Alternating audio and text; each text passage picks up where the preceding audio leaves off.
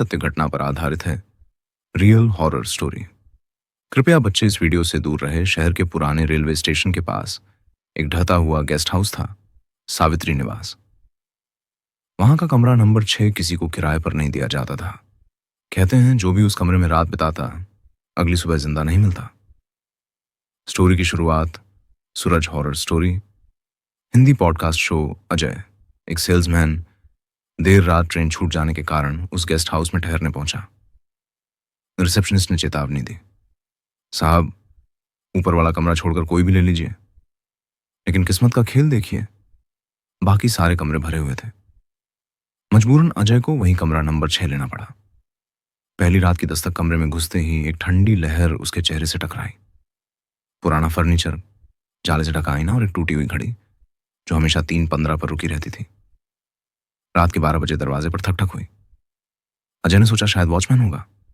दरवाजा खोला, कोई नहीं। आईने में उसने देखा, पीछे एक औरत खड़ी है, लाल साड़ी, लंबे खुले बाल और चेहरा धुंधला।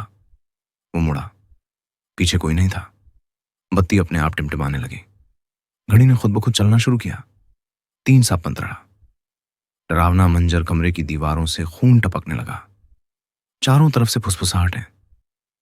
तुम्हें यहां नहीं आना चाहिए था, अब तुम भी हमारे साथ रहोगे। अजय चीखते हुए बाहर भागा, लेकिन गेस्ट हाउस के सारे दरवाजे खुद ब खुद बंद हो गए। गलियारे में वही औरत दिखी। अब उसका चेहरा साफ था, आंखें खाली गड्ढों जैसी, मुंह से खून टपक रहा था। सुबह पुलिस आई तो कमरे में अजय का कोई पता नहीं था। बस दीवार पर खून से लिखा एक संदेश मिला, कमरा नंबर 6 कभी खाली नहीं रहता, एक गया तो दूसरा आएगा। रिसेप्शनिस्ट ने बताया, कई साल पहले उसी कमरे में एक नवविवाहित जोड़े की हत्या हुई थी और उनकी आत्मा आज भी नए मेहमान ढूंढ रही है। आज भी जो लोग उस गेस्ट हाउस के पास से गुजरते हैं, सावित्री निवास के कमरे नंबर 6 का दरवाजा महीनों तक बंद रहा। अजय के गायब होने के बाद लोग और भी डर गए थे, लेकिन गेस्ट हाउस बंद नहीं हुआ। नए मैनेजर ने कहा, यह सब अंधविश्वास है, डर कर नहीं, कमा कर दिखाऊंगा। नए मेहमान की एंट्री एक रात बारिश हो रही थी। दीपक और उसकी पत्नी सीमा ट्रेन छूटने के कारण वहीं रुक गए।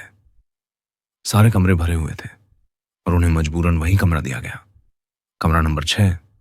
सीमा ने दरवाजे पर आते ही कहा, कितनी ठंडी हवा आ रही है, यहां कुछ अजीब सा लग रहा है। दीपक ने हंसकर जवाब दिया, ये सब वहम है, चलो सोते हैं। अजय की परछाई हुई रात के 3:15 बजे दीपक की नींद खुली। उसने देखा, आईने में कोई खड़ा है। वो वही अजय था जो महीनों पहले गायब हुआ था। फटे कपड़े, लाल आंखें और खून से भीगा मुंह।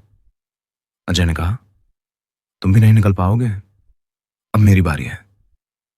सीमा को लगा कोई उसके बिस्तर के नीचे रेंग रहा है। उसने झुककर देखा, वहां सिर्फ एक जोड़ी आंखें चमक रही थीं। अचानक किसी ने उसका पांव पकड़ लिया और उसे बिस्तर से नीचे खींच लिया। दीपक ने उठकर दरवाजा खोलना चाहा, लेकिन दरवाजा बाहर से नहीं, अंदर से बंद हो चुका था। कमरे की दीवारों पर खून से लिखे शब्द दिखाई दिए, एक गया, दो आए, अब खेल पूरा होगा। अजय की आत्मा ने दोनों को के साथ क्या हुआ होगा?